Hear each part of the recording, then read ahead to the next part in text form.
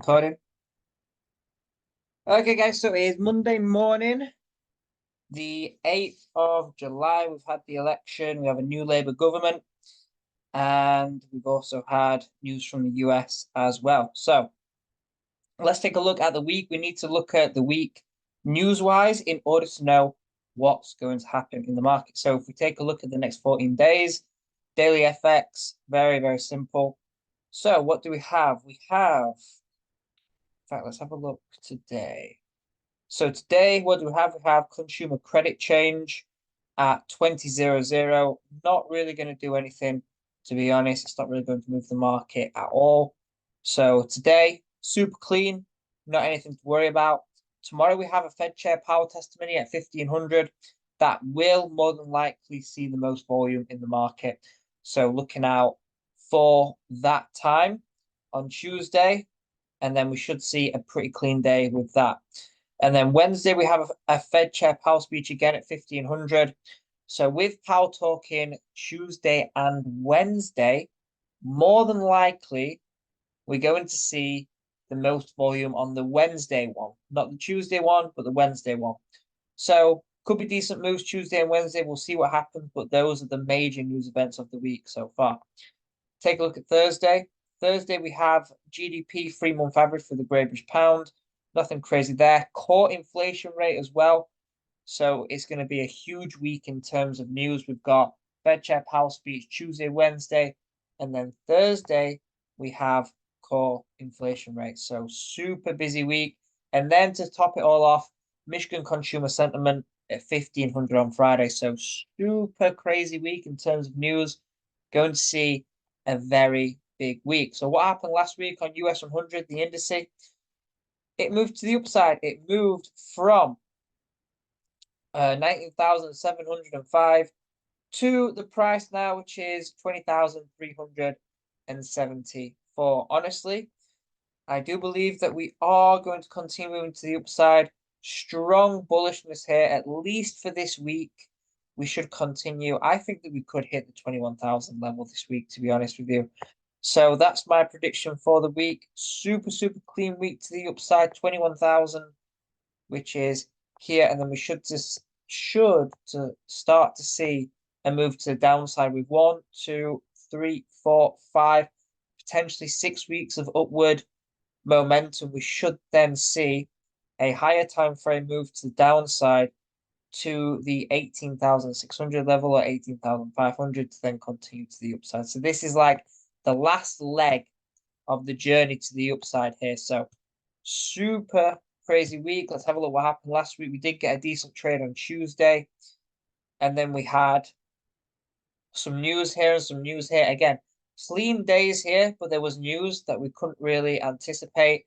Fed Chair Powell speech here that we actually did make some decent money on. And then we had non-farm payroll, which was on Friday. So we have a lot of range this week. We have a full range of, let's take a look here. Around about 700 pips, we could go to 650, 700, something like that. Should be a bullish week. So all we're looking for this week is minor moves to the downside and then continued moves to the upside. There we go. That's what we're looking for there.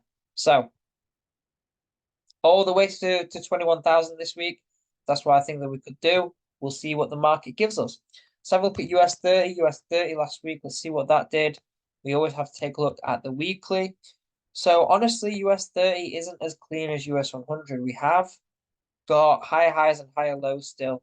But the past couple of weeks, I mean, look at this. Just absolutely terrible. 1, 2, 3, 4, 5. 5 weeks of just, honestly, nothing.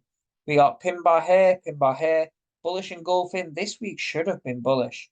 It is bullish, but it's just really struggling to keep that upward momentum. We are seeing buy pressure here, though. So we have got higher highs and higher lows. Yes, okay, fair enough.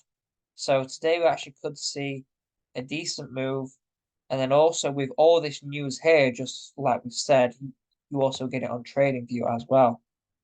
Fed Chair Powell testimony, Fed Chair Powell, core inflation rate, and then you've got your Friday news as well. So this, honestly, this week could go all the way to the 40,000. I know that I've been saying this for weeks on end, but that is the ultimate level. You only need one trade a month or one trade a week if you're really, really, high risk to make a decent living. So you don't really need that much. One really good setup a month could set you up for the whole entire month or even a couple months. So that's what you're looking for. Good quality setups. Has it really done much? No. It's been breaking out, pulling back, breaking out, pulling back, breaking out, pulling back. It's not really had like a clean move like US 100 has.